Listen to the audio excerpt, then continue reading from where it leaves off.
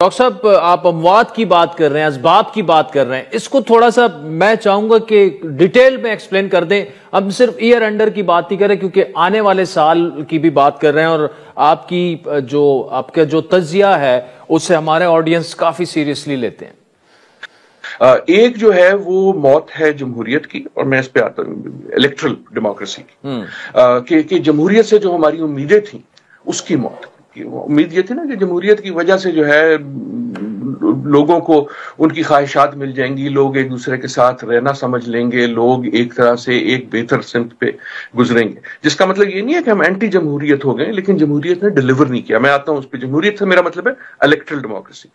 تو ایک تو ہے جمہوریت، دوسرا جو ہے وہ انٹرنیشنل سسٹم کی موت، اور وہ تو اب بالکل تصدیق مہر شدہ ہو گئی کہ اگر کبھی کوئی سسٹم تھا، اور ہم روتے تھے کہ جب بڑا برا ہے، لیکن اب پتہ لگا ہے کہ جب وہ نہ ہو تو کتنا برا ہوتا. وہ سسٹم جو ہے وہ بکھر چکا ہے، اس کی موت. اور تیسری جو ہے وہ میرے خیال میں آپ کی اور میرا جو ہماری اس وقت گفتگو ہو رہی ہے اس کے حوالے سے آپ اسے میڈیا اور انفارمیشن کی، اگر اسے آپ موت نہ کہیں تو اس کو مورفنگ ضرور کہہ لیں. میں نے بڑا لفظ استعمال کیا ہے، لیکن تینوں کی جو تبدیلی ہے وہ بہت بڑی ہے. Allow me just a sentence on it what I mean. جمہوریت ہم نے پچھلے سال جب اس وقت بات کی تو بڑا سوال یہ تھا کہ جناب اس سال جو ہے بہت ساری الیکشنز ہوں گی، تقریباً 70-80 الیکشنز ہوں گی. جی تقریباً 100 الیکشنز ہوئی اس گزشتہ سال میں. تقریباً آدھی دنیا جو ہے اس کی آبادی، نصف آبادی، 4 بلین لوگ، 4 ارب لوگ، انہوں نے کسی نہ کسی طرح ان کو ووٹ کا حق کسی طرح ملا، اور انہوں نے فیصلہ کیا. اب دیکھنا چاہیے نا کیا ہوا پھر ان 100 الیکشنز میں. ہوا یہ کہ جو اسپیشلی جو آپ کی اسٹیبلشڈ ڈیموکریسیز ہیں، ان ایچ ون آف دیم 100%، اور ایسا کبھی تاریخ میں نہیں ہوا، انٹائر تاریخ جو ہے جمہوریت کی اس میں کبھی نہیں ہوا. 100% جو الیکشنز تھیں اس میں جو بھی پاور میں تھا اس نے ووٹ لوز کیا، چاہے اس کو پاور واپس بھی مل گئی مودی کی طرح. جی لیکن ووٹ لوز کیا. اس کو ذرا سوچیں.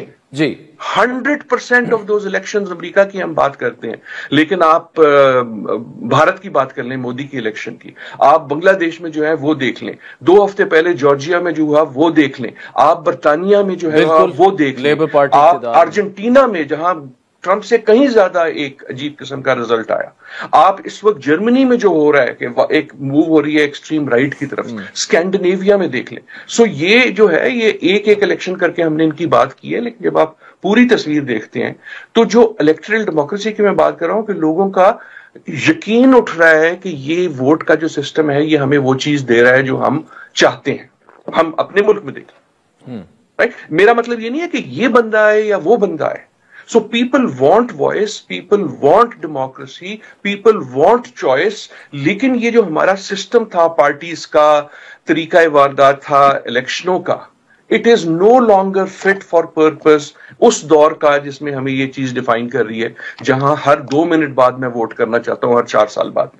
پہلی چیز یہ مجھے بہت، میں سوری لمبا کر رہا ہوں لیکن نہیں سر آپ بولیے. بات کی. دوسرا جو میں نے بات کی کہ انٹرنیشنل سسٹم، یونائٹڈ نیشنز اس وقت میرے خیال میں I respect it more than I have ever respected it because وہ واحد ادارہ ہے جو کم از کم بات کرتا ہے کہ یار کچھ غلط ہو رہا ہے. جو فیلئر ہے وہ یونائٹڈ نیشن کا نہیں ہے، وہ دنیا کے ممالک کا ہے کہ جو اس نے سسٹم بنایا تھا وہ اسی کو توڑ رہا ہے. ایک طرف چین اور امریکہ کی بات ہے، ایک طرف انٹرنیشنل اداروں کی بات ہے، ایک طرف انٹرنیشنل رول آف لا کی بات ہے، ایک طرف ملکوں کے ایک دوسرے سے تعلقات کی بات ہے. وہ سارا جو سسٹم تھا وہ بکھر رہا ہے.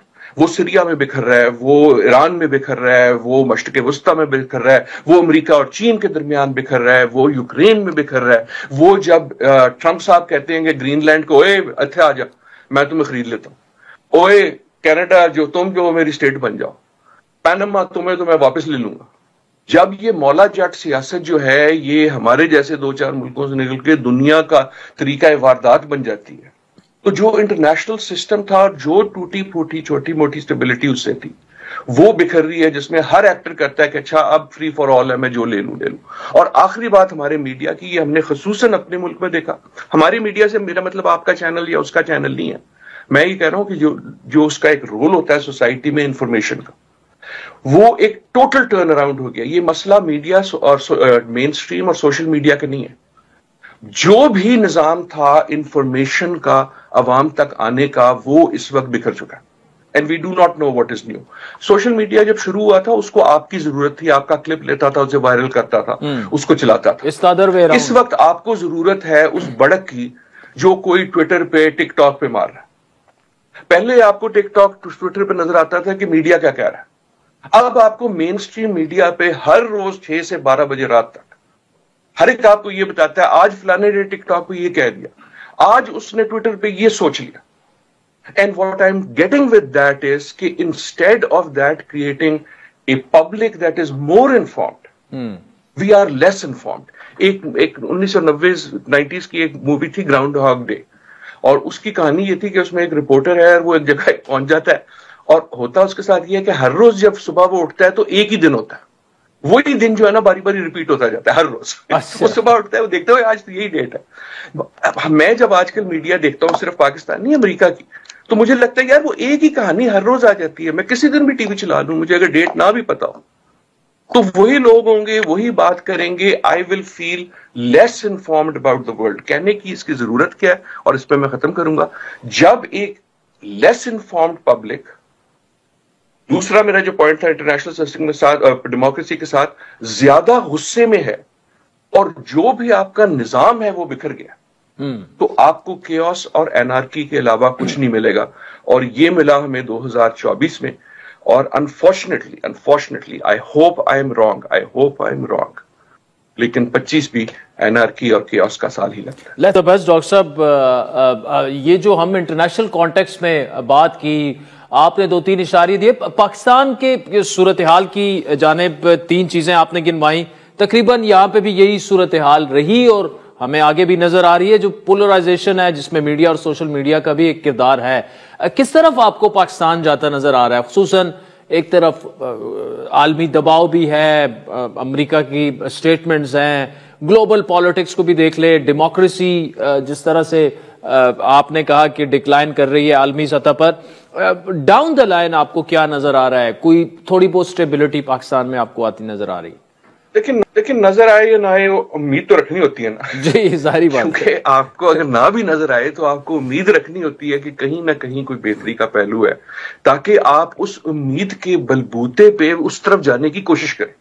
सो ऐसा नहीं है कि बंदा होपलेस है, और यकीनन at the micro level there are many things, कभी गुफ्तगू हो जाती है, कभी कोई अच्छी मुस्बत बात भी आ जाती है, लेकिन ये जो भंवर है ना कि जहां आज की सुबह की ट्वीट शाम की बड़ी खबर होगी, और शाम का जो बड़ी बड़क है वो अगले सुबह की ट्वीट होगी, और वो जो साइकिल है उसमें हम फंसे रहेंगे और हम अपने खोल से आगे देखेंगे नहीं, वो मुझे चेंज होता हुआ नजर नहीं आता। इन सम वेज मैंने जान के इसलिए इन चीजों को मिक्स किया है कि हम ये समझ रहे हैं कि हमारा कोई बड़ा यूनिक चीज है। ये यूनिक नहीं है। जो हमारे यहाँ कशमकश है वो दुनिया के हर कोने में, लोगों के नाम फर्क हैं, उसकी थोड़ी सी मैनिफेस्टेशंस फर्क हैं, लेकिन एक ऐसा वक्त जब दुनिया इस तगय्युर में हो,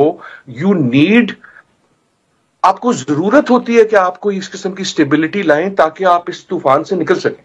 और उस वक्त में हमारा अपना जो तूफान है हमने उसे बढ़ा दिया। आई डू होप कि देयर आर बेटर थिंग्स, लेकिन मेरा जो मेरे ख्याल में वो जो है लोगों की हद से आएंगे।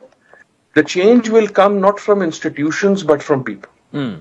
And that is why मैं वापस जमहूरियत पे जाता हूँ कि that is why जमहूरियत, despite what I said, इस वक्त more necessary than ever before. और जमहूरियत से again मेरा मतलब जो है in that broadest sense है कि लोगों को उनकी आवाज मिले और ये तसल्ली मिले कि यार मेरी आवाज कोई सुन रहा है, वो इस नॉइज में गुम नहीं हो रही।